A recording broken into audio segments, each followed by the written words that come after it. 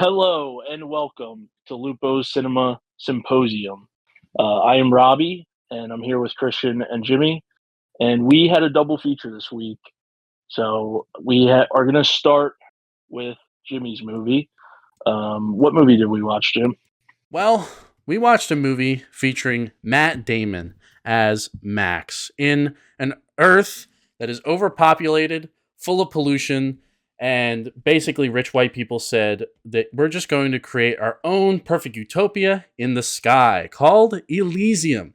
And the biggest problem in Elysium is that illegal immigrants try to come over and use their medical bays because they have the ability to cure anything. And after Matt Damon receives a lethal dose of radiation that's not his fault, he gets honey-dicked by Jodie Foster and his acquaintance, the Spider, aka Diego Luna, to help breach Elysium and cure himself.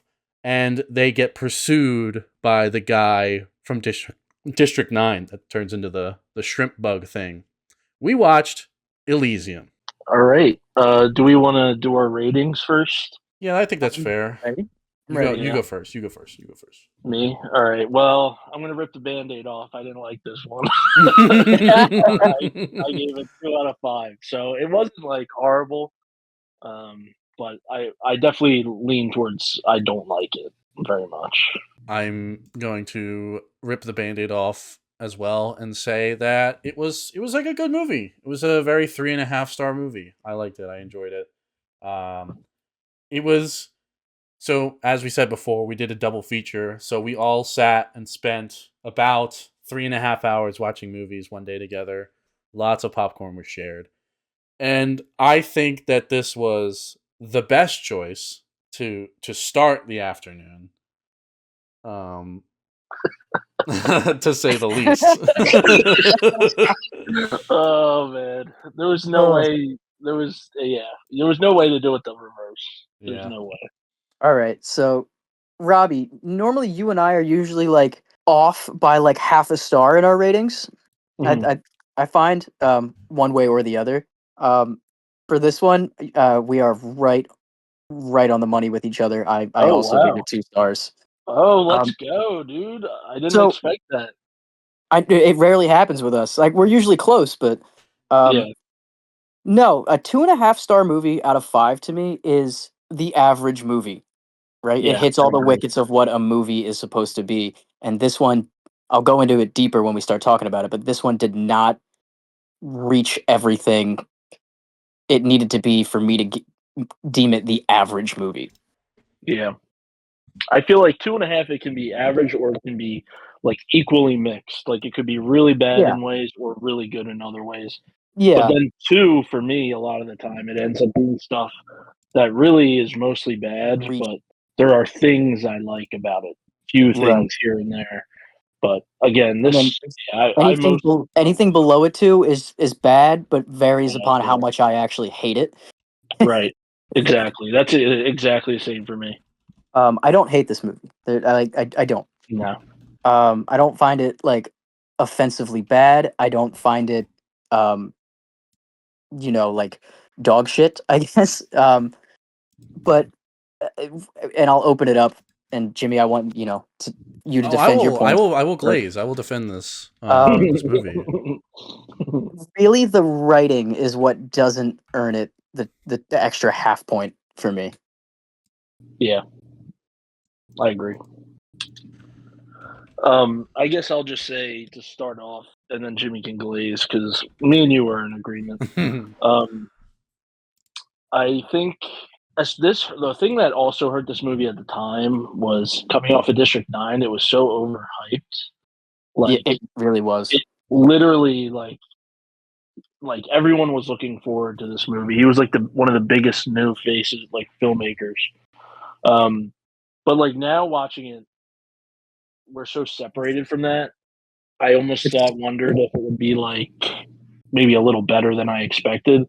But no, it really ended up being exactly what I was thinking. And it's just like there are good ideas, but it feels like he didn't flesh them all out.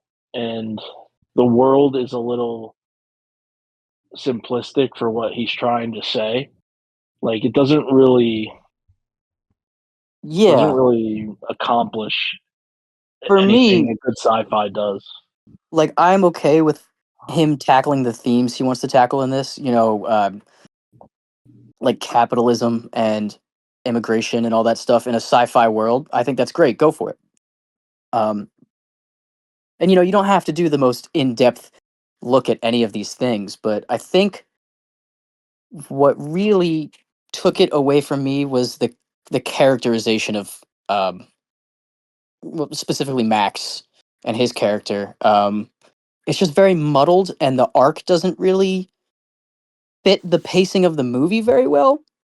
Um, I don't know. It just seemed like it was rushed in certain places, if that makes sense. Yeah, Well, it's because he got I cancer. Well, I'm not I saying he also wasn't on a time clock. I'm saying but that I mean, your character it could be a movie that takes place in 2 hours, and you could still have good characterization and a good character arc. Yeah. And this just didn't. I feel like a lot of this movie, like when you look at it on the surface, everything is fine. But then if you think about it too much, it's like I feel like none of the world doesn't really make sense anymore because everybody wants to get to Elysium or whatever. Like that's everybody on Earth. They all want to get there. Um, and like they'll go there illegally, whatever. Like it's and in Matt Damon's case, he is sick and he has to go there, but there's not an explanation for like what they're gonna do when they get there. Like it's not like it's not a good one for one with like for a U.S. immigration because on Elysium they're gonna get there and they're not gonna have any jobs. Like it's not like a functioning society like that. It's just a bunch of rich people's houses. So like I don't understand the economic ecosystem of this world that everybody wants to get there and then what are they like they get off the ship and then Matt Damon gets healed, but then what's he do? You know, So like there's no explanation. So it doesn't. I feel like it doesn't. The movie doesn't logically like. I I understand what you mean. Like it's not. I guess like even if you take it back to like turn of the century immigration, this isn't like Elysium is not the land of opportunity. It's not the land of milk and honey. Right. It's just it's something that's very finite. Um, I don't know. I framed it more as the technology is really what they're after. But if that's the case, why are they sending up like children and Yeah. families Really. up there? Yeah. Yeah. I actually, in that regard, I think the ending, it sticks the landing in the themes of the ending, for like as far as like getting their resources and stuff. But overall, like the throughout the movie, it's not there. I thought the ending was the best part. To be honest. It is a good ending. It's They a good had the ending, Yeah. It's capabilities the pretty whole good. time. but All it's right, just Jimmy. not. Yeah, go ahead, I Jim. think it's time for Jimmy to glaze Listen, because I'll I defend want to the I'll know. defend the movie because who doesn't love a reluctant hero that tries to do his best because he has to. Jesus The Christ. fight scenes and all action sequences are on point and they're very good. Um, The action is very good. I'll give you. I enjoy the action scenes in this Having a movie. dude have a grenade blow up in his face and you get to see the dude's blown up face, that was Dude, pretty swag, that was pretty metal. I have to say, I think that was the only good action scene in the movie. The action scenes for me were like super weak. Like certain things like I liked certain like things he was trying to do, but I feel like nothing really felt like interesting. That scene was good, but I think all the others I felt like were not as good as some of his other movies. Hmm. I mean, I'm only working with District 9 in this movie, so I really don't have much to compare to, but I thought, This you is know, definitely better than Chappie. I haven't seen Chappie, but I I've didn't see seen some Chappie of like either. the random action shots from the trailer. It seems like it's what's the one dude that does uh the Transformers where everything explodes? Michael Michael Bay. Bay. That's what I got from that. But when In they all fairness to first this guy, like he does action up better than Michael Bay does action. Yeah. Like when they first had that scene where they hijacked the plane and it was more like a tactical um shooter type thing. That was pretty cool and I like that and it was like not just ridiculous like running and gunning. and then when it actually got to like close range fight scenes, I think like it does what it does well. I'm not saying that it's like what do you call it, pushing the needle forward in like action or anything, but that was a highlight to me at least. I think some of the character storylines were a little bit like stupid. Like he just gets honey dicked to like go to Elysium. Um and low key low key the ending kind of annoys me a little bit because the whole point of the movie is that the defense secretary was like, I'm trying to be the president because like you're brown and Jodie gay. Foster. And Jesus, you're not wrong. and so she wants to become the president of Elysium or whatever. But like if they had the capabilities, because if you got to put one and one together. If the only reason, I think the only reason, like, it was kind of established in the movie that people are just going because they want to try and get healed because they're like dying or whatever. And that's the whole point of these like magical healing machines. They had the capabilities to drop like 30 at once, like a giant mobile hospital. They could just send them down to Earth. You would think if they just sent them down every once in a while, they wouldn't be flying up and crashing into your little bicycle wheel of a planet you got up there. Well, I think that's like the main point of the movie is it's trying to like be this anti-capitalist message, saying like, look, there's like 100 people up in space that control like 100% of the resources that should be going towards the rest of Earth, but aren't. But you're absolutely right. Yeah, and it's like once you see that, it's kind of like, oh, so he really did just like in the end, he does sacrifice himself for the greater good, and I'm sure there's like I'm sure you could also draw some type of white savior narrative from it too, but it just kind of annoyed me. It's like, wow, he really just kind of did this just because somebody was mean. I mean, so I feel like I'm definitely, I like a lot of movies that have that kind of capitalist like commentary and all that, but this movie is like a terrible example of that. Like it's honestly like one of the worst ones I've seen recently because I feel like they make all the like Elysium people so callous and why are they all French? For no reason. Yeah. And it's like for the loss of like their own logic that like so like it becomes this like cartoon almost. Like Jodie Foster in this movie is like so strange. Like I don't even know what she was going for. Can we talk about this? I think Jodie Foster would be a great actress if she just used her own fucking voice for some of these movies. Yeah. This is not the only one. And then you had Shredder from Teenage Mutant Ninja Turtles or whatever. He's in everything. Yeah. He was in callback to Heat. He was in Heat. Oh yeah. But then like the whole plot. I mean, I feel like the whole movie, the script is super like muddled. It's writing out of convenience. It's not writing out of like what's good for the story. Like it's like the whole plot is like propelled forward from this moment where Matt Damon's character like gets something stuck in a door, and then the guy is just an asshole, and he's like, "You have to go in there and get irradiated, or you're fired." Like, which again, that's an example of making the guy such a dick for like like to the point where it doesn't even make sense, you know. And then so the whole plot is like it's like one of those things where it's like so easily avoided. Like, why did we even do this? Like, it makes you just frustrated. Like, don't you think it would have been a better thing, like if they're trying to do the whole anti-capitalist message, to like make that manager person like an actual human being character and be like, oh, he's making these decisions because of the pressures above him, right? But we don't get that. We don't get that in that certain moment, that key moment. No, they just portray him as an asshole. Even though it's in the subtext, like the movie has to do more legwork to get you there. It doesn't do enough. That's why this movie is very much like uneven because the framework is there for all that stuff, but the movie itself is not getting you there. You're having to like do the work in your head sometimes to the point where it's almost distracting. So yeah, I mean, I think I didn't like how the whole way this movie handled the commentary. Right, I agree because subtext is not supposed to be blink and you'll miss it. Subtext is just supposed to be something that's not said that you can easily pick up on, and the movie Yeah. didn't work hard enough at that. He's not as strong at show don't tell. Like you can Also, tell you he can had subtext there, he just didn't work to develop it.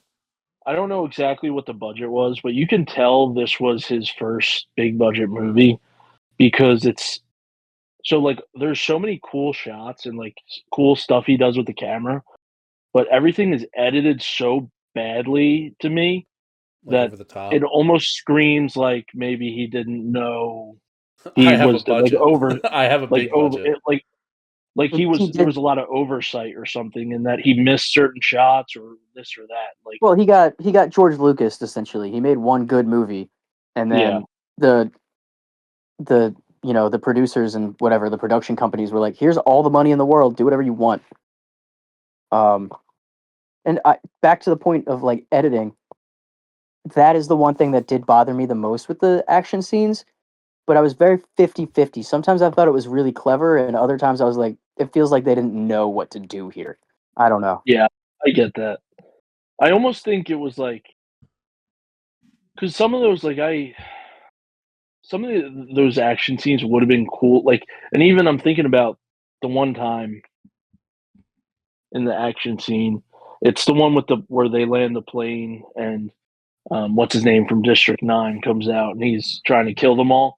But so the one guy on Matt Damon's side that's helping them fight has a big ass machine gun, and the dude just starts firing blindly, like when the whole point is like this guy we don't want to kill this fucking guy, like you want to keep this guy alive. So He was why just is he accurate. like He just knew what he was not working even with. looking and he's just firing his fucking machine gun wherever the fuck he wants? It's like stuff like that. It's all stuff to make the plot conveniently like um what's the word? I guess like giving you convenient conflict rather than earned conflict, I feel like. Yeah, I would even go a step further with that, and like some of like that. What is his name? The actor. It's like he's got some ridiculous name. The French I'll tell guy. you. And the Charlton Copley. He's in Monkey Man. right. Kruger is his name in the movie. That's Kruger. probably easier. Yeah. He does a good job. You could tell he had a lot of fun, but there is no reason that in the third act he has to become the main villain. I Yeah. agree. That pissed me off so bad. Like it's unnecessary. It's almost counterintuitive. Um, More to your point, it's not earned. Like he is just supposed to be a silly secondary, like big bad final boss henchman kind of guy, and not the actual antagonist of the film. Yeah. You build Jodie Foster up the whole movie just to do almost nothing to her or with the character at the end, at the final act. Yeah, Well, she really doesn't get a resolution, I she's feel like. there What to was her get resolution? sexually assaulted. That's her character. Did she get sexually assaulted? I didn't Well, that's what he remember was that. trying to do. Oh yeah, I Oh forgot about fuck! that. That was Multiple crazy. characters try and do that to her, actually. That Too. was right. That's right. I forgot about it. So, whatever you want to say, whatever that commentary, leave Right, that up like, and to that's not a the viewer. Do a there's French nothing accent, get satisfying about. sexually assaulted. That's the commentary. All right, Oh, I santé. we're, we're not calling that a French accent. Yeah, that's true. French Canadian. Listen, there, like, I'm not saying you have to do the stereotypical, like, you know, like No. French Sacre accent, bleu. right? I want to be But estifado. you at least have to try. You at least have to try. Like, it just sounded like her character from Silence of the Lambs, like, spent a semester abroad in Quebec, and then that's how she came back. Like, it's not good. I don't know if that's direction. I don't know if that's her as an actress. It was piss poor. I hated it so much. It took me out of the movie completely every time she came on screen. Same. I wanna list a complaint. Because I gave it 3.5 stars for a reason. There are a couple things that I didn't like about the movie. As I established previously, the ending kind of annoyed me. certain character elements, yeah, they're a little bit missed more than they are hit. The biggest criticism I have for this movie is that when they put the exosuit skeleton or whatever on him, they didn't take his shirt off, and he was just forced to wear that for the rest of his life. I said that when we were watching the movie. I was like, so. And it was like bleeding, and it was like bleeding through his shirt, and it's like, wow, well, you can't wash that now. You're definitely getting infected. I remember pointing that out. That was not on the list of things that I noticed at all. It's so funny that you noticed that. Another thing that I want to acknowledge is that I don't know about you guys, you might have known this already, but the actual Elysium like system, the way that it was designed, was actually a real NASA design proposed for like a settlement. Yeah, it was. I've seen it. I'm looking at it's called the Stanford Torus. If you watching right now want to look up the actual designs, there's a whole Wikipedia article about it. The Stanford Torus, Torus, capable of housing 10,000 to 140,000 permanent residents. That's kind of crazy. And if you look at some of these pictures, it is basically Elysium. The movie, if you want to watch this movie, it's exactly how it was written up here. This is kind of crazy. I'm looking at it like this is some wild shit. Anyway, I do like that they did that. Like it's a cool like nod. Does that happen often in movies, dude? Like I know I don't know. I'm gonna keep talking about it again. I spent like 20 minutes talking about. I would say yeah, especially sci-fi. There's a lot of that. So references. If you look at certain sci-fi movies, like another Matt Damon movie, The Martian, that's all like theoretical designs and science behind it too. Interstellar too. Yeah. Like I was yapping with Robbie a little bit. I started doing literature now. I'm like fucking my brain is so open that I'm reading, I'm doing all this shit now. So I'm reading a Brave New World, and this dude about like how he imagines like society with like obviously like commentary on different things. Yeah. But, like just sci-fi is super cool to me. Like just like especially back then, like people just thought about crazy things that could happen, and they have no like reason or logic to ever think about how we could do it, but like they just do. Like they just made this shit. Like who would have thought we could just like have a settlement in space? Like I don't know. That kind of brings me to a point because I agree with you, Jim. That's something I like in sci-fi. That's why sci-fi is probably my favorite genre. One thing I kind of am finding I don't like more and more, and this falls into that category, is sci-fi that's like not a big enough leap from reality that like even though there are things in this movie that are like it is a sci-fi, it almost feels like they barely changed anything, you know? Yeah. Like it feels like so much like real life. Like the movie is based in like 2150 or whatever, but it does look like it's 2009 with a lot of. I think if you're gonna do sci-fi, like to both your points, something has to change about the world to make it inherently different and have an impact on like it has to bring something out that wouldn't necessarily be there or be seen. Right. Yeah, they never really explained why the world was just like all destitute. It just was. Well, I think they did. I think it was overpopulation or something. Was it? Well, you got to think too. This writer-director, Neil Blomkamp, he's from South Africa, and like a lot of his films take inspiration from the way certain parts of Johannesburg look. Yeah. Johannesburg, like famously, is like one of the largest slums in like the Western world, and so like he spent a lot of time there, and like it bleeds out into his thing. But why do you have to? I don't know, make it LA? Like, yeah. So like I understand like conceptually what he was trying to do, and aesthetically, it just doesn't really make. It's not important to the movie, which you know. I even though I'm being very negative, I didn't hate the movie. There were two things I liked. I'll be nice now. There were two things I liked. One was actually I was shocked because I wasn't sold early on, but there was a certain scene I think when he goes to her house, I was feeling the love story. It was there for me. I fucked with it. That was good stuff there. Um, and I liked the angle of the kid dying because before that, that felt like that gave the narrative momentum going into the climax, whereas the narrative had zero momentum before that because you were just kind of wandering with him trying to get his cure so he doesn't die, which is, I mean, not dying is a motivation, but it's only to an extent. I feel like sometimes narratively,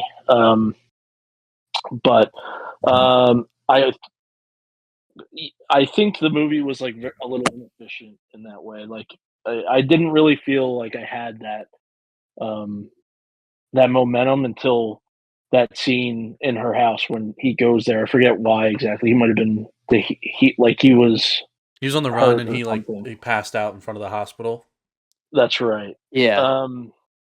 And then the other thing is I really like the score. I think the score is really Yeah. good. Like unbelievably good. It doesn't match my opinion of the movie, but it does. Sometimes a good score can make up for a lot, and I think this movie did that. Did you say for this one or the next one that it had a really good score? I remember before we put it on, you Both of said them. something about it. Both of them did. But Yeah. specifically, the next one is definitely better. This is just good. The next one's like one of my favorite scores ever. Hmm. I will say there are a lot of shots in this movie that I was like, wow, this looks awesome. Mhm. Yeah, Like especially the shots of characters looking up and seeing Elysium in the sky. Yeah. I thought it was such a great way to create distance, but not just distant, but like this ever present thing in the hanging over the city. Um, and like the that's a good character, like point. the way that the characters look up at Elysium, and just visually you can tell that people want to get there, people want to go there. I don't know, it's shot really well in a lot of places. The other thing I did really enjoy, even though, like I said, his character is goofy and it doesn't make sense in the third act, you can tell the guy playing Kruger had so much fucking fun. It's almost infectious. Like, Yeah. which I don't know, Um, when they enjoy making the movie, it really does add something to it. I can't say the same thing for a lot of the characters in this, but definitely for him. can we talk about just Matt Damon in general for a second? Like, what our thoughts about? So, like, Matt Like he's probably Damon is packing. a very interesting guy.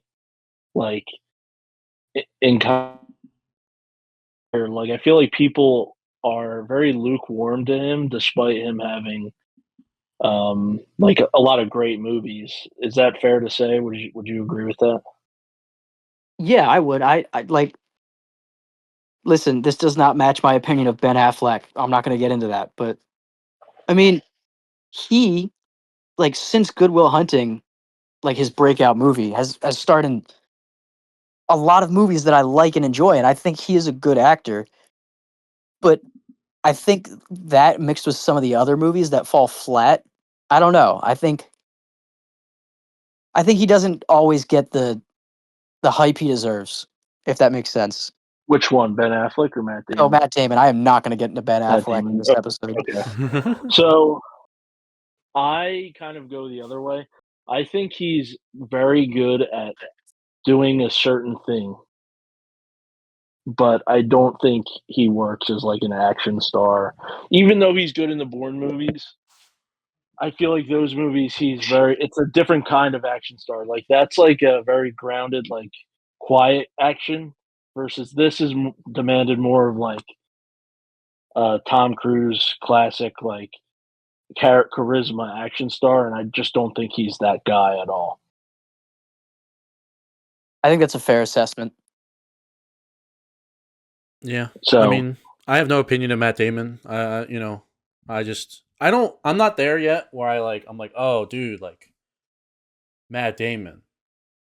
It's You know what weird I mean? because like he's in movies that I really like, and I like him in movies, but I think all the movies I like him in are movies where he's just a guy. Like, Yeah, even he has range that he doesn't necessarily use all the time. I agree. I think Talented Mr. Ripley, he uses a lot more range than normal, I do and like that but movie. I never see that and like from him in anything else. But like This might be I'm like thinking a of hot take. I really like him in Downsizing. I haven't seen that No one. I way think Matt Damon was in Ponyo. he voices somebody. Yeah, I think so. Whoa. But like I like him in like Air. I like him in Goodwill Hunting. I liked him in Talented Or Mr. Ripley. I liked him in Bourne. You said Thor. Like The is he? Martian is another example of a movie like this. Although The Martian is a good movie, I think it demanded more charisma that he didn't have, and I felt like Oh, the movie fell. It not that he was bad in it. That's not necessarily what I'm saying. It's just more that he's. It didn't feel right. Like it I didn't don't feel know. like it was a perfect fit. I think the charisma bleeds out in that movie, but I can understand why you say the opposite. Yeah. So that's just my thoughts on him. So in this movie, I almost wondered what it would be like if it was somebody else, or if they just had the character act differently. Made it a different type of character. Gave him some Um, personality other than that yeah, he has a love interest. Yeah. yeah, because like He's I a don't think cuck. he's a guy who does like I don't know. I don't think he does like rage well. You know, Yeah. I agree. like does he do rage in any movie well? Like I'm trying to think. Even Goodwill Hunting, where he's angry, the anger is coated with this sadness, and like I feel like this movie he No, had to that would be probably be the more best angry. example of it. Yeah, this movie he had to be more angry for me Adam to care. I Driver is feel like because better he at was done rage bad. than He is. I Matt agree. Damon. But Matt Adam Damon was Driver was done. like in Afghanistan when this movie was made. I Yeah, think. yeah. But Matt Damon was done badly in this movie. Like I needed to feel more like he was like angry at the world or something. Because he should Like be. He like was fucked by the world. right. Yeah. And he's Like just I kind of as an like, yeah, audience like I member guess I'll shouldn't just, be. I'll do this now instead of like being Right, and if reluctant Yeah. you go about it. again back to like the whole main theme of the movie, like this capitalism thing, don't you want to show that? Don't you want to Yeah. show what it's like for the everyman? The audience shouldn't be angrier at the world than the character. That's just I feel like that's just easy.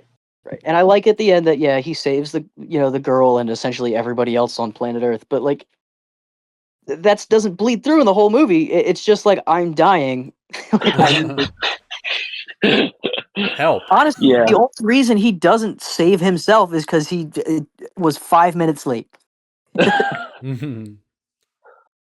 Yeah. Yeah. I don't know. This movie though, like I think giving it a two, I think a two is worth a watch for certain reasons. And at the end of the day, this movie to me, I wouldn't say to someone you should watch Elysium, but if they were like, "Hey, I'm thinking about watching Elysium," I'll be like, "Awesome, you should." But I would Low never It's go a out key. of my way to recommend it to This somebody. movie is a yeah. perfect movie if you're like, if you invite a chick over to your house and you're like clearly gonna have sex with them, you like throw This is this a make on to this is a make out like, movie. yeah, or like if you're just Not pay like doing it, attention. like you're like mid pump, and you can see like an action scene going on, you kind of like it makes you glance over and you're like, okay, You'll miss the boring part, skip to the end, and you'll yeah, get the whole point of the movie. the resolution. Yeah. Yeah, Or, if you aren't successful, this is a great movie to play games on your phones too. yeah. Were you guys playing on your phone? I was watching the movie the whole time. No, I was writing notes down. Yeah, I also was That's like the other reading thing they do. things These about the guys movie. write notes. Well, also this is the Usually, first watch for me either. yeah. Usually I do it more if I haven't seen the movie, but when like in like certain parts Tapped out. You're like, all right. yeah, I think I I get realized it. it wasn't the movie that was hoping for, and Yeah. I started to just write stuff that I was thinking more Of than the listen. trilogy he did, this is definitely the second. This is the middle of the road movie he did. District 9 probably being his best, Chappie being not great. I haven't seen Gran Turismo. I heard that was good. Oh, did he do Gran Turismo? I just Yeah. meant in the realm of like his sci-fi trilogy. He did do Gran Turismo, but I still have to see that one. I have not seen Chappie either. Actually, even District 9, I don't like. I just don't think I like him. I don't like like District 9. 9. I like when he turned into the shrimp thing, and he still loved District his 9, I wife. gave 2 stars too. That's I crazy. I think feel like it- I would give it 3.5 as well. he is a director that it just doesn't resonate with me, I guess. At the end of the day, Mm-hmm. I agree. I'm the same way. like I there are a think lot of visually he does cool things, but it's not his voice was not realized. I feel like, and he got all this too quick, like too much success too quick, and he wasn't able to polish any of that up into being something, you he know, became studio director before his time, right? Yeah. if that makes sense. Do we have So Jim, uh, hold on. I feel like you did not convince me that you that enough that you like the movie.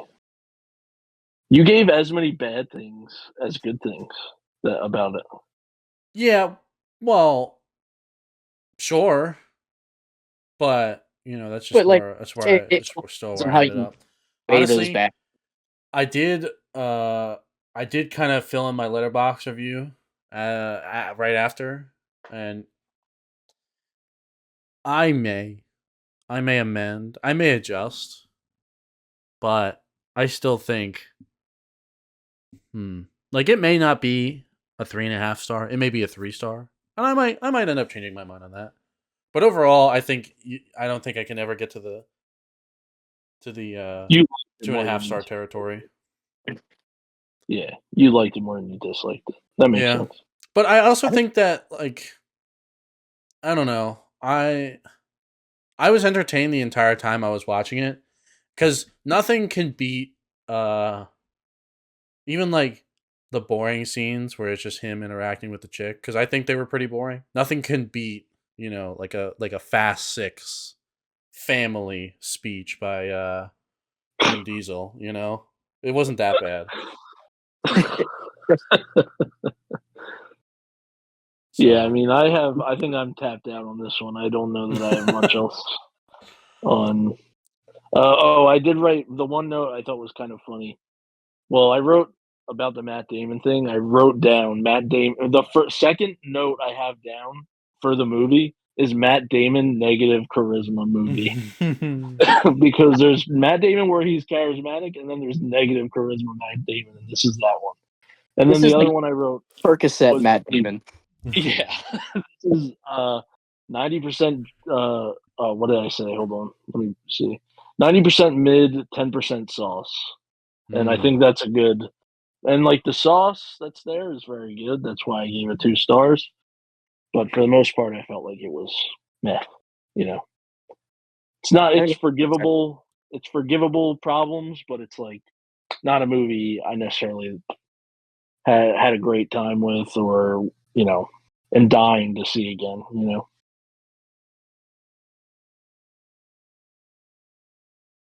yeah.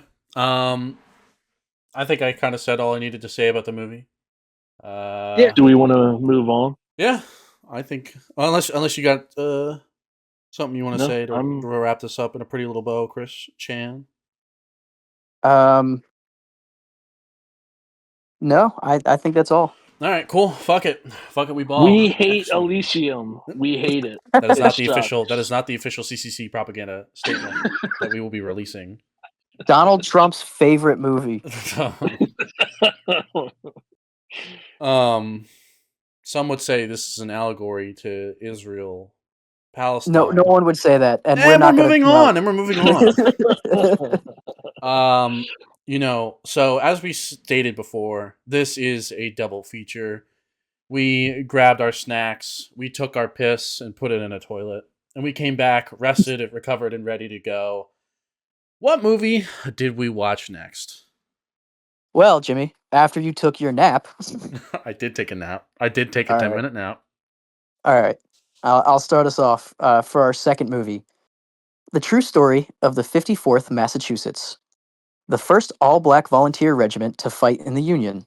This 1989 film comes from director Edward Zwick, whose other directorial efforts include The Last Samurai, Blood Diamond, and Defiance.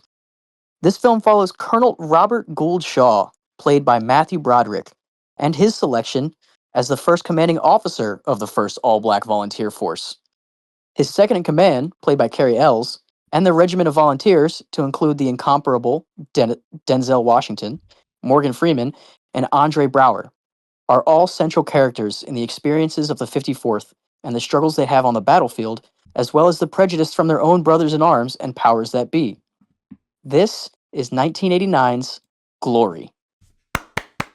Beautiful, beautiful. Who All wants to right. rate it first? I'll go and rate it first.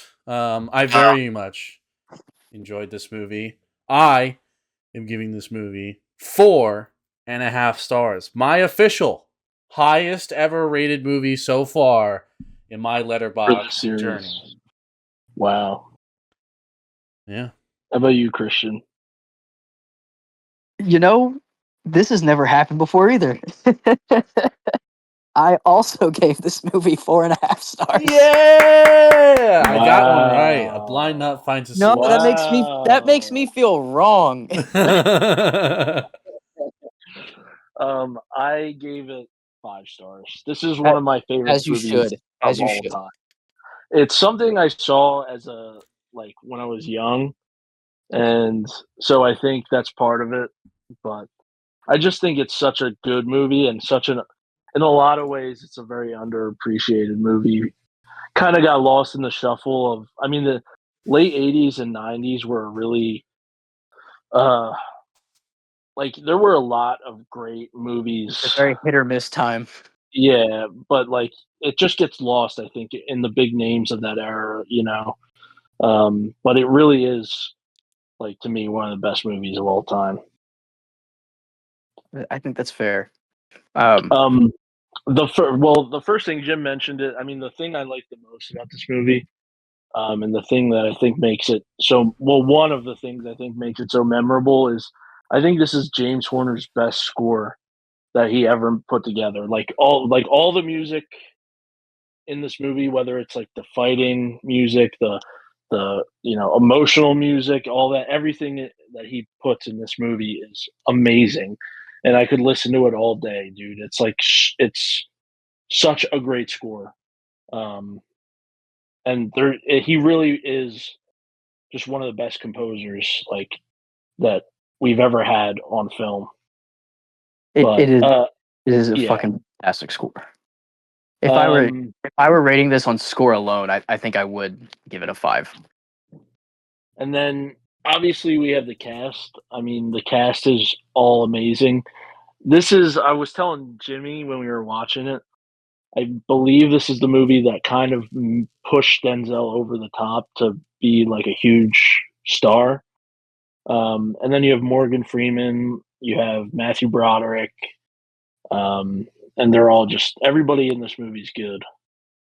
Um, and then I just think it's like it deserves more credit for being um, as complex as it is because at the time movies were not like when it comes to the race stuff they were not complex. It was like a lot of white savior stuff.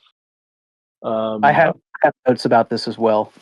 yeah, and I think this movie does a good job of portraying the Civil War fairly and like realistically, and you It's know not that it's not that black and white yeah, where it's an it's yeah.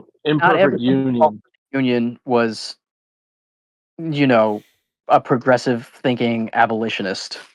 Yeah, yeah, I Um, think it's very easy for Civil War movies, especially back then. They would make the Union the quote unquote good guys, and they're there to help the black people or whatever, but like, you know, it's never that easy. You know, it's more complex than that. And I think this movie like handles it in such a with such a soft touch. It's really beautiful and it makes the ending so resonant because you go through all this with this group of people that from like the start to finish, it's like such a journey that I just thought it the ending is like makes me cry every time, dude. Like every time I watch it. I got a little misty eyed watching it, as I normally do Yeah. watch it. I have to agree with you there. Um, but yeah, to your point about this being like a nuanced take on like the Civil War stuff, and like the racial tensions in the movie, it comes at you. The nuance comes at you from every single possible angle that it can. Like even from the fight Denzel almost gets into with the white regiment passing through, and Morgan Freeman having to lay out that nuance to him, a black character, to like it to like the general of the supply battalion, Yeah. and like his not so forward ideas on what an all black battalion should be used for. Um, it just it it takes it at every single conceivable level between every single conceivable character, and just it really does have a. I think that is the best word for it. What you said, it's a soft touch, but Yeah. it's not an apologetic touch. It's very true to the history of the time. Yeah. I think Matthew Broderick's character is so interesting because like he is written really well. In that he's like a young soldier, but he's kind of put in charge of these guys and he's kind of figuring out how to lead them as he goes. And you see him get a little better and a little better and a little better. And by the end, he's like good at it. And they all, you know, they all like him, you know? And one of my favorite scenes is that scene. There's actually two scenes I love in regards to that. And that the one is when he goes into the supply place and he starts throwing shit around and like saying he's going to report them and all this. And he's a what did he say? He's a colonel or something. He said you're a colonel, or he basically is um, scoffing at his like rank or whatever and Right. saying that he should listen to him. And it's really good. And then he comes out and he smiles in that Matthew Broderick way. It's the one scene in the movie where the Matthew Broderick kind of comes through. I Even love all though, his men at the door too. Like yeah, it's just yeah, like the first moment of like true solidarity and like respect between the rank. yeah. Yeah. And then the other scene I like is when they don't get paid the way Yeah. they were supposed to get paid. And you'd expect him because of it comes right after the famous scene of Denzel where they whip Denzel because Yeah. he gets shoes. So it's like the sense is that he's a harsh leader. So then you have this moment where he kind of surprises the audience and surprises the soldiers by saying he will not, no, none of them will take pay if they don't want pay. That, And that I just actually thought that happened moment, too. That's a real yeah, moment and in history. I just saw that moment like felt so resonant when especially this last time we watched it. I really took note of like how different it makes you see his relationship with the soldiers, and it's such an effective scene. Can I? Actually, one more. Yeah, sorry. The other one was I also liked when they made Morgan Freeman an officer. That's all. Yeah, Okay. an NCO. Yeah, Yeah. non-commissioned officer. One of my favorite things in this movie is something I just found out, or not found out, but something I just realized this time around. Uh, and I am gonna kind of rip the spoiler band-aid off a little bit. So, spoilers. I mean, Um, it's history, so I feel yeah. like to an extent, it's like, come on. When after the battle at Fort Wagner, when the Confederate troops are burying the Union soldiers in a mass grave in the sand. Um, and I think this was intentional. I could be totally wrong. Who knows when it comes to intent with filmmakers? But Robert Gould Shaw, Matthew Broderick, is buried next to his regiment, his all black regiment. Um, and I like that. I don't know. I like that it's almost saying like I mean, at the end of the day, we're all going to end up in the same place regardless of our skin color, right? I mean, Yeah. Yeah. it's it's all for like it just I don't know. It's a good touching moment, and it really shows like the ignorance of the time, I guess, if that makes sense. Yeah. It's good juxtaposition, I think. It also says a lot for his character and how he felt about it. Yeah. Now, like historically, I have no idea what Robert Gould Shaw thought of, like his political, moral ideology or whatever. But as a character in the movie, like it was really touching moment for me. Like that's the part where like the tears started to really. I had to fight him back a little bit. Yeah. That and of course, like them marching up to Fort Wagner. That fucking gets me every time, and I think the score also has something to do with it. Oh yeah, it definitely does because the score is so beautiful, bro. But But that heart drop when he volunteers his regiment to lead the charge. yeah, That's my favorite moment in the entire movie. for some reason, the scene that always gets me is when he is on. They're on the beach waiting to march towards the fort, and but he kind of goes off to the side and he sends his horse away. Talks to Something the about reporter. that. Yeah, that's. Oh yeah, and he says, "Remember what you see." Something about that, and that's also the score is good in that scene as well. It just it's the it's not even like the sacrifice, it's the moments before the sacrifice where you're kind of living with the choice you're about to make and, Mhm. the bravery that's shown in that moment. It's so good, man.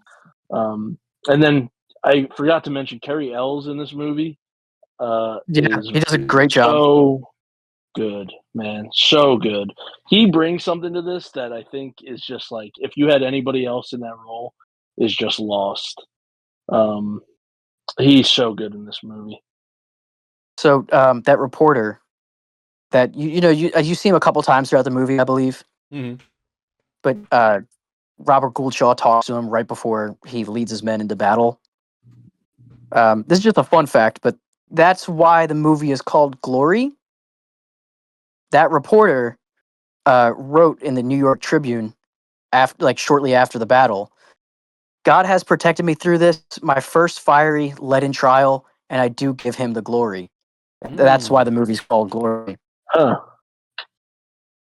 That's just a fun fact. I don't know. Yeah, that's cool. I don't know. Um, This movie is, I think, when you're looking at like historical movies like this, I think this is one of the most effective examples of that kind of filmmaking.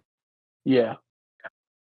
I think the biggest strength this movie has is even aside from like all the historical and like political stuff, it just works as like an interpersonal like drama, between these people. Like, and I think the characterization of each main character is so like detailed, not just by like the story or like the script, but also in the performances. I think it just like that's what takes it. Like a lot of good. I see a lot of movies. So there's movies that I think are good or great, and then there's movies that I think do something a little extra, and something is just like everything's firing on all cylinders. Something more is happening, and I think this is one of those movies where everything Yep. just went right for them, like This is making this. it's efficient Um, storytelling because you know yeah, who every character is like upon the first time you meet them. Essentially, I would say maybe with the exception of Morgan Freeman, he gets developed. I think the second time you meet him. yeah, Um, yeah, probably more so. Yeah, because the first time he's just a guy. yeah, but like Um, no, you like it takes you very very little to understand what every single character is about. but even a good example of that is like the friendship between Broderick and Carrie Ells is like on the first scene, you feel like they had good chemistry to the point where that first scene was all you needed, and you feel like you feel that their friendship has like been there for years, type thing. That's also a really Whereas, good like plot point too. yeah, and also Andre Brower is kind of a similar thing.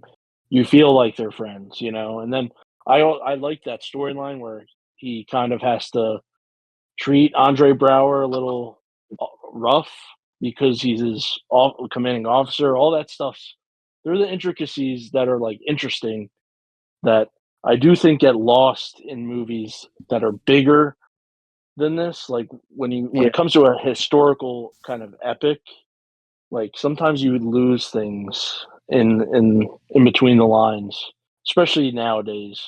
I will say Um, too, Andre Brower, for being surrounded by such a star-studded cast, does a great fucking standout performance in this movie. Like I don't like yeah, he's just amazing, and I haven't seen him in a whole lot other than maybe this and like Brooklyn Nine-Nine. But it's amazing because that literally is, I think, what happened. I think he made this movie, and then he was just a working actor for many, many years, and then he did Brooklyn Nine, and then now everybody kind of knows him. this Um, movie, he blew me away in this movie as he does every time. yeah, it's kind of hard because it is like you want to say every performance is a breakout performance because they literally all feel like it. Matthew, like all five of the main characters, all feel like breakout performances. Like they're all so good. Um, and I know not everybody loves Matthew Broderick, but I think this is the best I've ever seen him, other than like when he's just playing, Simba, like I mean, shitty teenager himself. Yeah, I like him in The Producers. I forgot he was in that. It's a very Oh different wait, movie. who is he in that movie? He's in I guess the second um version of The Producers. Oh, I'm thinking of the original then. He plays opposite Nathan Lane, Oh, okay, okay. which I don't Yeah, I know didn't see that one. I don't know if you're into that kind of humor. I like that movie. What do you think, Jim? This I is mean, your first watch. I think we I both saw basically agree it. with all the things that were said. I like the just the concept of like going back in historical times and looking back and seeing like, dude, like people really just lined up and they just said, all right, cool, and we're all just gonna shoot each other standing still, and then Oh, it's eventually when we crazy. get Yeah, close enough, we just charge. And like that one scene where they do like their first battle in the fog, and they initially like roll over the cavalry, and they're like, oh yeah, fuck yeah, this shit easy, because that's like the whole first half of the movie was them being treated as a joke, less than, and getting their first taste of combat, and then like the realities of war kind of come in as a southern line forms in the shadows of the fog, and they're like, oh, we gotta like actually do this. Is a pretty good scene in the licking of wounds after, as they gotta like Yeah, take and their another losses. thing, it does something for every single character, like in their Hmm. development, which is great. Walk me through, Jim, like some of the emotional highlights of this movie for you. Hmm. I liked I liked the beginning. I don't know the character's name, but it was basically like the house dude that was like, "Oh yeah, I'm gonna be the first one to volunteer. You're my bud. Like we grew up together." And Andre Brower. his whole like yeah, his whole character arc of like thinking, um, like the whole movie has like a bunch of different like varieties and thoughts of like the black experience at the time. yeah, And so him being like, "Nah, I'm actually not part of the team. Like I'm like a black guy. Like I am black." yeah. And it's I like, actually wrote that down. I agree, Jim. I think that was one of the scenes that like put this movie over the top for me because it's like such a like the corny thing to do would be to have him be like, you know what, I've come a long way, and yeah, absolutely, I will take that flag, and I'll take it with like honor and all this, and that's not what happens. It's Denzel. very interesting, and Denzel is dude. Then we could have a whole podcast where I just talk about Denzel. Like, I love Denzel so much, man. I'm drunk now.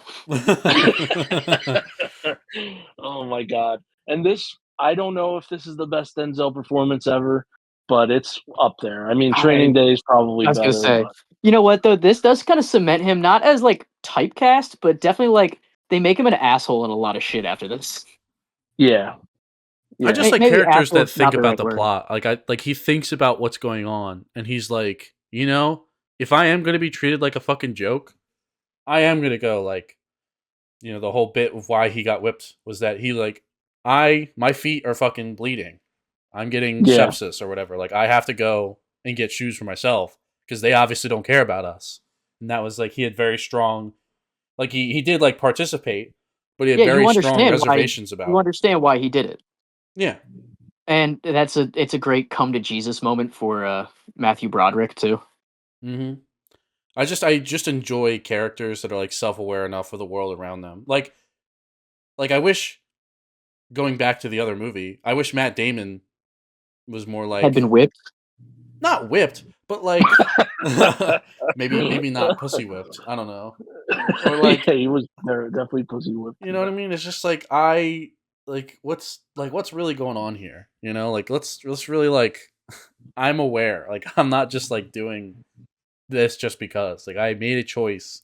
And sometimes I waver in my motivations for shit. And that's like real, you know? Yeah, this is Yeah, definitely an example of how to do characters. Mhm. yeah, And then another thing that I like too, is just some of the historical things about it. Like at the end, I know I'm jumping from like the beginning to the end, but when they are at that initial battle, and just like the fact that back then all the conditions were basically agreed upon, like like we're gonna like have this thing here just because it took so much to coordinate people, that they had stands set up for people to just watch and like media people to just write notes down of what happened is The war correspondent shit. insane. Like yeah, like okay, we're setting up the stands over here, nobody could shoot over here. Right. I mean, they also had people that just their whole job in the battle was to play the Yeah, drums. Like, yeah, yeah. Oh man. but I think it does give you a good. I mean, who can say accurate? I wasn't there, but like, it seems like a yeah, very accurate idea of what warfare was at the time. Even if not accurate, it feels like the biggest thing is realism, and like even as like see, like there's varies of when it comes to historical stuff like this. There's and even like going back to Elysium, the sci-fi. There's different levels of people's knowledge of science or history. So like a movie like certain movies, when you get It to a needs to certain make you point, feel like you it's real. yeah, you see through whatever the magic trick is behind to make you feel like, oh, this wouldn't be what it was in that time, or this science doesn't make sense, or whatever. But like for most people, I feel like this movie passes the whatever sniff test that is with like Yeah. historical movies where it feels true to the time. Everything doesn't feel. I know a lot of movies now when they make stuff like this, something about it, everything feels so clean. I don't know what that is, that phenomenon, but this movie does a great job. It feels like you're watching, you know, 1850 whatever Dude, or I think that's time it also is. just a symptomatic thing of the time. I think you and I have talked about this. How it's like I don't think we'll ever get another movie that looks as good atmospherically as like late '80s, early '90s like dramas. Yeah, I don't know. You like it is just like a look thing sometimes. it, it's probably like I think they're not as willing to spend the money on stuff like costumes and sets. Like they're looking for cheaper ways to do all that stuff so they can spend more on actors and effects or whatever it is they need. So I think that might be what it is. I am not sure exactly. It might even just be they're shooting so much on digital now. Maybe digital took something away from it. I don't know exactly what it is, but it's definitely real. Like if You you ever watch watch like remember when like HDTV first became a thing? yeah. You would like watch like Cheers or some shit and you're like this is off. I don't like it. Yeah. Apocalypto, the whole movie looks like that. Apocalypto is one of the weirdest movies you can watch because it was so early in the digital age.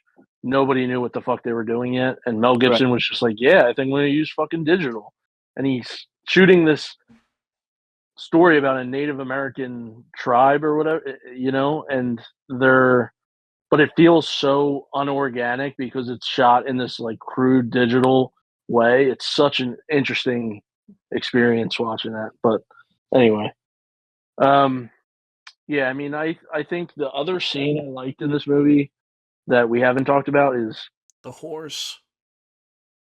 the horse. Yeah, when they do the battle and then he says, "Go horse, be free," and the shot of the Oh, horse horse, galloping down the bro! I said waterfront. that already. Did you? You're not even listening. Yeah, but I thought you said whores. I The was like, horse. what the fuck? The I did too. horse. No, I was gonna say the song when they're doing the song and Denzel goes up. They Yeah. call Denzel up Yeah. and he has to sing and he's nervous.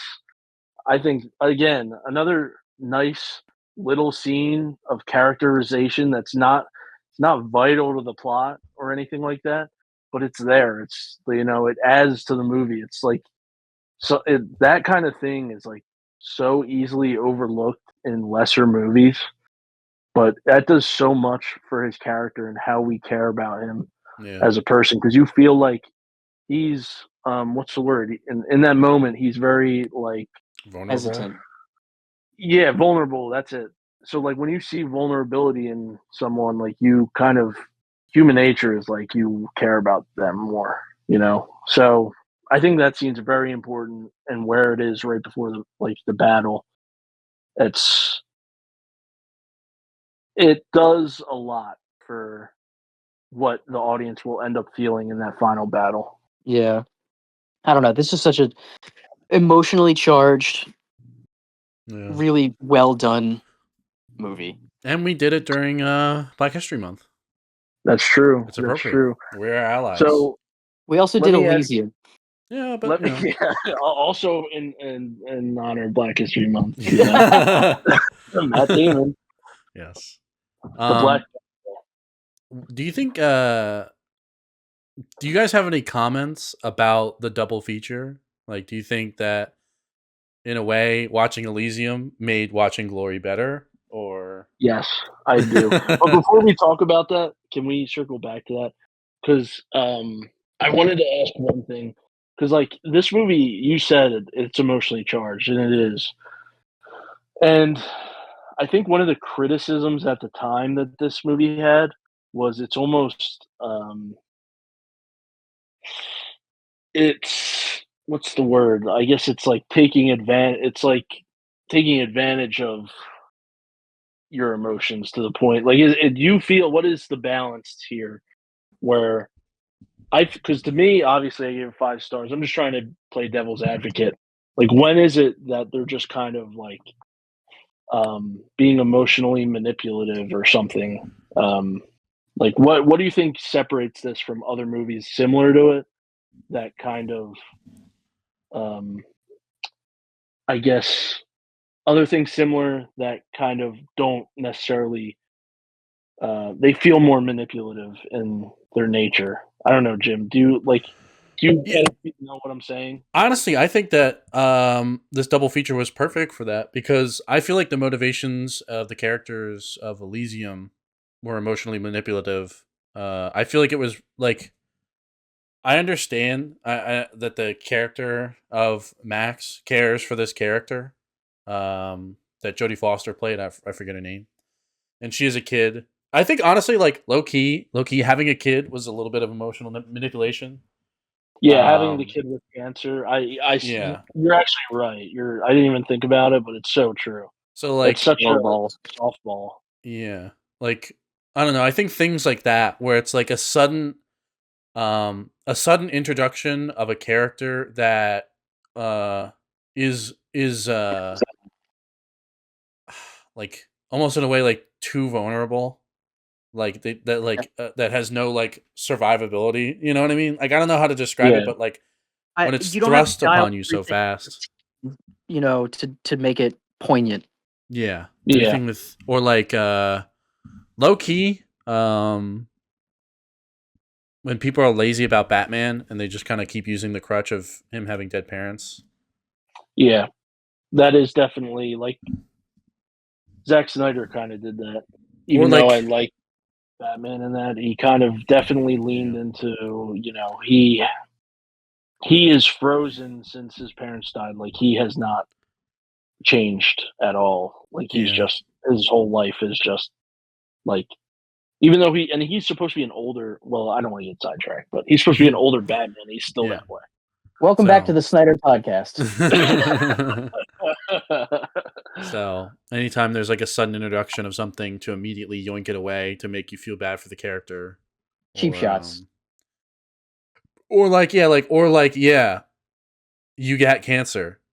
Okay, like okay, I feel bad for you now because it's like cancer sucks, but like You're just milking the idea of it for fucking yeah. effect, and it ends up doing the opposite of what you want it to. Meanwhile, like you have a true like underdog story of people fighting against basically everything, rebelling against societal standards of like being a free man in the North, while subsequently also facing jeering from almost everybody involved to actually fighting against your oppressors, your literal oppressors, dying, sacrificing yourself for a cause that you initially kind of don't even believe in because you're perceived as a joke, and going out of your way to volunteer yourself essentially to be slaughtered to prove that point is um I think the actually like the absolute like other end of the spectrum where they do it in like a good way. Like it's for a Yeah. reason. Um they spent time building this narrative. There's been ups and downs where the characters are resolute in their decisions. And I think that's when you put that soup put all them ingredients in this soup and you taste it and you're like, damn, this is a pretty good. This is pretty good. I Yeah, think I that's agree. yeah, That's a good that's way to say it. Yeah. But yeah, as far as the double feature, it definitely. I think we lucked. It's interesting. That is why I like double features because it brings out something yes, in the other movie right. you Sometimes wouldn't it won't necessarily think apply. about. Yeah, sometimes it won't apply at all. It'll be weird, but like we kind of lucked out in this case. It did kind of make me think about things in a different way. You're looking at it in a different context. So I You're do not like always it. going I to get think the Barbenheimer effect, but this one did right. well. Yeah, Yeah. I think it is something we should try again at some point. Because I like that. I like it. I like doing that. Yeah, and I think if we like randomly select them too, again, we're going to find things we might not have found otherwise. Yeah. Yeah. I think the like trying to pick two that kind of mesh together. I don't like that. I think that's Uninspired. right. Yeah, I think the randomness is part of what's interesting about Well, join us next week when we talk about Gladiator 2 and Sophie's Choice. Yes. Yes. it. I just watched Gladiator 2 again. I don't want to watch it again. It's so long. Do we have any other thoughts, or do we want to go into our what's next for the pod? No, I think you guys um, are absolutely right yeah, that As always. this double feature did bring out things in each movie that I wouldn't have found. Hmm. And I think it was a very good way to watch two movies back to back. I don't know. I think you guys were hit everything I was going to talk about. So I think I'm done. I want to pose an interesting question. Now, I know it's not fair to rank movies of different genres, but Rob, if I remember correctly, you gave maybe Christian too. You gave Fear and Loathing in Las Vegas 5 stars, right? yes, And you gave this movie 5 stars. yes. What do you think if you had to rank these two movies? Mm. Where do you put one? Where do you put two? I would probably do this one higher, but it's also because this movie has more. Because I saw it so young. There's like nostalgia aspects, and then there's like connection to my childhood and stuff like that. So it's like it's a whole different animal. It's hard Yeah. to compare them. So I You would have say to- this one is more important to me personally. Which one's a better movie? That would be a harder thing for me to answer, but I would still probably lean towards this movie. Mm. And then if you guys, I know it's a little bit late to start doing promos, but if you guys want to look at our letterboxes, it is if you guys want to plug yours, well, I'll try to remember what my username is. My letterbox is at Rob Brett, ROBBRETT. And you can follow me there or on Twitter at Robbie Brett. There you go. Mine's Uptown Lupo 420, as along with the YouTube channel Uptown Lupo 420.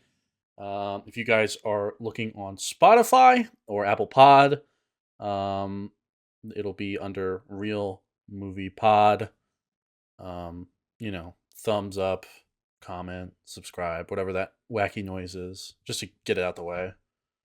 What's your letterbox, Christian? Mine is at skip_Sparky. Nice. And I'll if I remember, I'll put it in the description and comments of the stuff, but I probably won't. Can I bring one more thing up for Glory, like just to bring in this context? So this movie came out in 1989. It was not nominated for Best Picture or anything like that. I think Denzel was nominated for Supporting Actor. So the 5 movies nominated for Best Picture that year. Do you want to hear what they are? Absolutely. They are Dead Poets Society, which is a good movie. I like that movie. It's okay. Field of Dreams, which I love. That's a great movie. Matt Damon. My Left Foot, I haven't seen. I've heard it's pretty good. Born on the 4th of July, I think it's a good movie. It's a little overrated. That's a movie, again, like when we're talking about emotionally manipulative, that one kind of toes a line. I'm not sure all the time that it does it well. And then finally, the worst example of this, and when you compare it to this movie, it's like it's night and day, is Driving Miss Daisy, number 5, which also I think won, by the way. And that movie is kind of notorious for not necessarily portraying race in a way that has aged well. And also a Morgan Freeman movie. It's interesting because the Oscars are all about what makes the Academy feel good and not necessarily what's a good movie. Yeah, I agree. I just thought that was interesting. When we do our award show, it'll be because we are free thinkers and we obviously have the best opinions. No, mine are definitely 100% biased, just in a way that serves me. Yeah. No, I'm hashtag free thinker. Hashtag free thinker. Big brain. But yeah, that's all. I just wanted to. I mean, I think it's interesting. 2 movies that came out at the same time and how they're looked at. And yet, I would say Driving Miss Daisy is probably still, even with the faults, it's still probably remembered more than this movie, which to me is a crime. I think this movie is so underappreciated. The Fault in Our Stars? Huh? It's a movie. That's the one with the girl in the she has cancer. Yeah. Cancer, yeah. That's the I just wanted to drop the reference because I'm now like big brain hip with that. Like I can drop a reference now. I am the monster you made. Sick reference. All right. Your references are off the chain. Everybody knows that. Yeah, everyone knows. Yeah, everybody knows that. I'm gonna reference Twilight next episode. Watch out, Jimmy. The trick is being able to reference it without saying the name of the movie. We're working on it. I'll get there. I'm terrible at that. So, what are we trying to do here next for our next episode of the pod? Are we trying to do our award presentation, or are we? Well, I think set up for a movie. Yeah, we'll set up for the next movie. If that's not the next pod, fine. Okay. Yeah. Are we doing a movie, or do we want to keep with the double feature? I mean, to me, either way, I'm always down to watch a movie. I don't have anything like specific, so I mean, I would be okay with a double feature. That way, we get more, opportunity. Yeah, 2 different movies, So like I initially wasn't down, but I feel like this might be our niche, fellas. yeah, really, yeah. I'm definitely we can do down. it again and see if we like it as much the next time, and if we don't, we can just stop. Yeah. Do you want to fill the wheel up? Yeah, let me do make sure our you mix it up this time. yes, I will. Excuse me. Wheel Oh, hold on. spinner. Go ahead. Before we do that, do we want to? I mean, we've done movies or TV that we've seen. What has everyone been Oh watching? yeah. Yeah, we can do that. I have a lot, so yeah, maybe I should go last. I'll go. So I'll go. just cut me off. Yeah. Okay, I'll go to my letterbox real quick. The last two movies that I saw were I was home one night and I watched Limelight, the 1952 Charlie Chaplin movie. Hmm. Um, so this is where I do get a little film bro. I really do like Charlie Chaplin. I've never seen a movie where he talked, like a talkie. Yeah. This was a really interesting movie, and I think like from the perspective of what filmmaking was to Charlie Chaplin, this is a great movie to watch to really catch Charlie Chaplin at the end of his career. I'm sorry. And seeing What was the movie called again? Limelight. Is that the one where he is in the restaurant and he sings? Or is he like full on just talking? He's talking. Yeah, Oh, okay. that's Modern Time. Yeah, No, yeah. It's Or City like Lights. Manhattan or something. City Lights. Oh, It's okay. City Lights, which is City Lights just narrowly doesn't make my letterbox favorites, but I love that fucking movie. But no, it was really interesting to see how he was still able to make the same sort of movie with a very different method of movie making, if that makes sense. And then I'll just talk about one more movie. I saw Companion yesterday Hmm. with fucking Jack Quaid, and I fucking love him in this. It's a really fun movie. I think that's where I'll end. I'll keep it. You can tell everyone had a great time making it, and you can tell that everyone enjoyed it. And it's just it was simple, it was enjoyable, and it's all around just a good time. And those are the two things. I've been playing a lot of video games recently, so that's about it. Have you seen anything, Jim? Yeah. You're gonna. I've been roasted already about it. Um, I watched. Whose Line Is It Anyway for the first time, I'm not gonna roast you. That's a good show. and it's Yeah, really funny.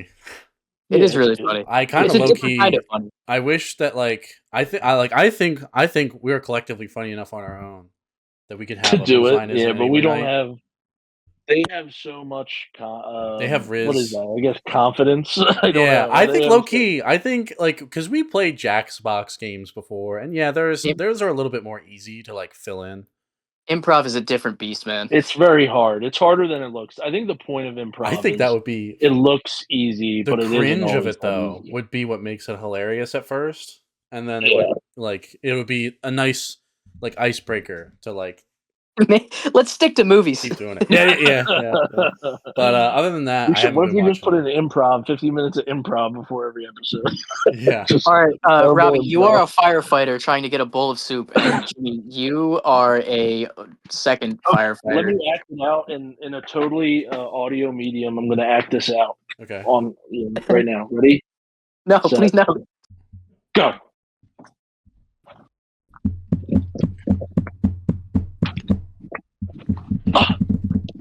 Okay. Was that it? Yeah. I mean, I couldn't see it, but phenomenal. Thank you. For some reason, I want Insert soup. the cheering. I want Okay. soup. I guess it's No, my turn. Jim, I think it's a good show. I don't think there's Yeah. anything you can be roasted about there. Yeah, and then So- no movies really. It's literally just been that, and then just a lot of video. Actually, low key, I've been watching a lot of internet drama YouTube videos, but that's Fair enough. that's a terrible genre that I don't want to talk about. So I don't even know where to start. I've seen a lot this month, but I guess David Lynch died. So we talked last time, I think, about I hadn't seen a lot of David Lynch. I did start to watch some of his stuff. And This is really a divide for us, I think. yeah, some of it. I mean, it's not that I dislike David Lynch. I think he's just one of those guys that doesn't really resonate with me. which is Like I fine. saw Blue Velvet and I thought it was pretty good, but it wasn't like I know a lot of people that's like one of their favorite movies. So, and then I Listen, tried watching Twin Peaks, and ooh, I had a really hard time. I think I'm gonna give up. I don't think I can finish it. how far did you Just get? not for me. End of the first season, and I couldn't tell you a single thing that happened. You should Um, watch Suits. I own books that David Lynch has written. Like I like David Yeah. Lynch.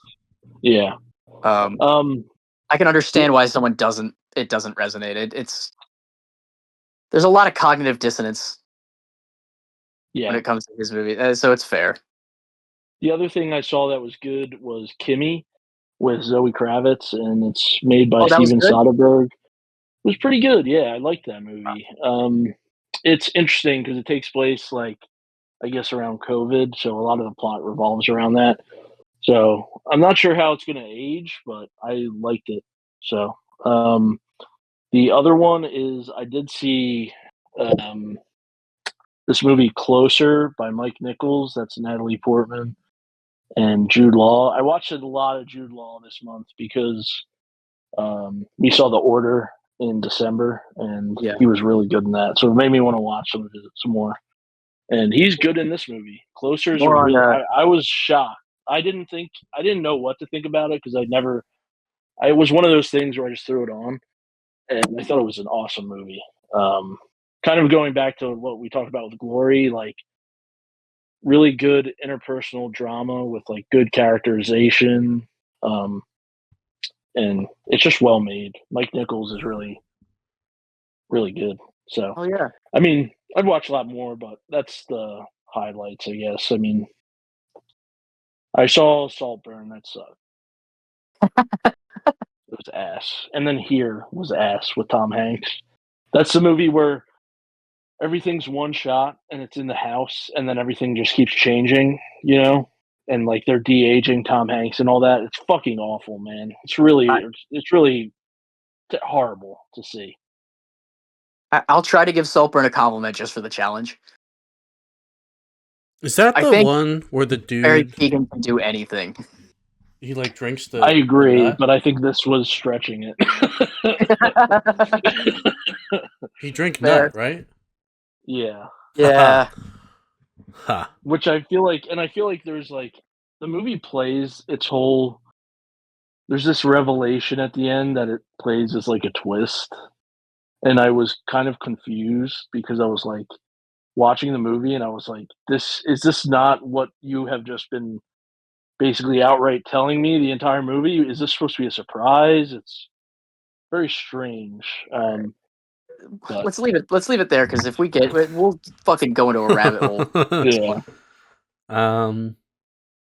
Any All right, more? No, I think it's time for the fucking double feature double wheel. All right, I gotta remove this from my Netflix watch list. All right. So I will be for those of you, one of the benefits to watching the YouTube version is that you could see live the wheel. Of course, you can obviously hear it. I will describe it to you in perfect detail. But the rules of the game are simple. 3 movies each. It gets shuffled, and then we spin for our double feature. So far, all of the picks have been from me and Rob. Christian, unfortunately, has had a single movie. It's the unwritten rule of the wheel. Yep. No matter how many times I've spun this wheel, it has not gone to a movie that he has picked somehow. So, we all have 3 picks. If you guys just want to start naming them, I will start filling them in. Mine 3 are Thank You for Smoking. Thank you for smoking. Gattaca. G-Y-A. Gattaca. Gattaca. And Sing Sing. Sing? Is it just sing? Yeah. Sing. Yeah. Okay. You spacing these out, Jim? Well, so there's like you fill them in, and then there's a shuffle button. So I'll make sure. I will hit the shuffle button 3 times.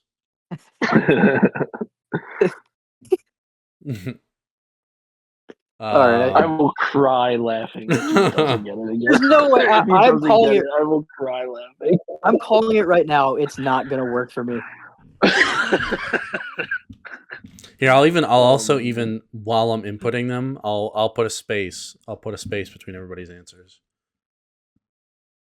Like I'll put like Rob answer, Christian answer, me, and then I'll hit the shuffle button. How about that? Just to ensure the maximum. So Rob or somebody name one. I said all mine. You said you okay. I'll do a couple. The first one I have, Jim, is Usual Suspects. Suspects. Okay. The second one is Parasite. Give me one. Parasite. Uh-huh. And the third one is Good Time. Good time.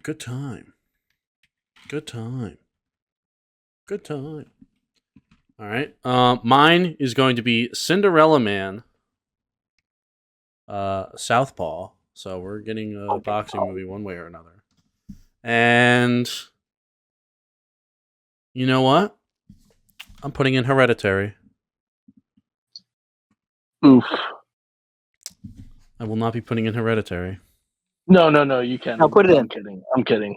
Actually, you know, no. I'm gonna triple down. No. No. You Hold said on. it. I found. Hold on. No. You're I'm taking it back. I didn't say anything. You're I'll edit it making out. I swear to God. I'll propagandize this. Censorship. Might be a good episode because I can fucking hate on it, and Well, I have an unpopular so opinion. to follow, I don't know why, but I'm just in a boxing mood theme. I'm gonna put The Champion. What the hell is that? I've never seen that. It's The Champion. You talk about the champ? The Champion. Oh, I was gonna say the It's a champ. movie made in 2020. Sent to the Auschwitz concentration camp, a boxing champion fights for his life as he becomes a symbol of hope for his fellow prisoners. I'm assuming it's just Unbroken. Oh shit! For a Jewish person. This is a foreign movie, bro. Let's go. Yeah. Okay. So if you want to be a witness to this, I have. No, I trust you. Okay, I so trust I have. you. I'm I have gonna lose. It these. doesn't matter. I'm hitting the shuffle button once, twice, thrice. Okay. So now it's completely unshuffled again. Yes. Yeah, it went back to normal.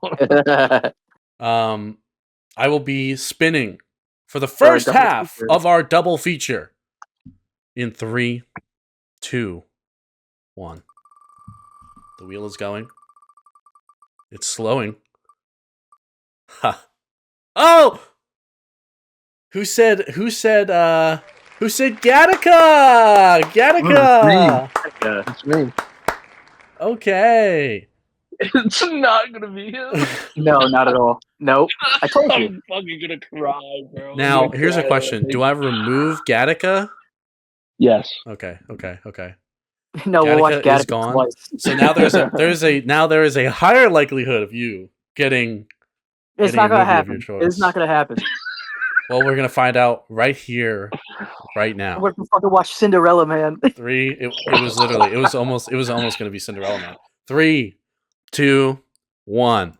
The second half of our double feature will be as the wheel is slowing. Give it up for Good Time. Good Time. Let's go. He got it. Let's go. You know what's fun? That's the one I wanted to be picked anyway. Good. Yeah, now I gotta I like this Good down. Time. Jimmy, I'm I've excited. seen it in a while. I've excited been for meaning you. to rewatch it too. How do you actually spell Gattaca? Because I spelled it like the TikTok, like Gat. That's fine. Gattaca. Gatt. My fucking pen. Gattack. ACA. Fuck. It Whatever. doesn't matter. You know I know what it you is. guys know, and that's all that matters. Somebody write it down in the group chat right now. That's what that way I'll remember. I'm writing it down on a piece of paper. Like I'm gonna remember this 10 minutes from now. Anyway, anybody want to have any closing comments before we end this episode of Lupo's Cinema Symposium? No, this was a great episode. It really was. My unbroken streak is It started and ended broken. on the same day. I will just say I like Glory and Elysium. I don't like so much. There you go. What's the thing in that Christmas movie where he deciphers the thing? Fragile. No, it's Oh, buy more Ovaltine. yes. If I could say anything to Oh. the people, I would say to buy more Ovaltine. Sage advice. All right. All right. Bye, friends. How long was that? Was that long? It That was was an hour. it was an hour and 30, which is funny because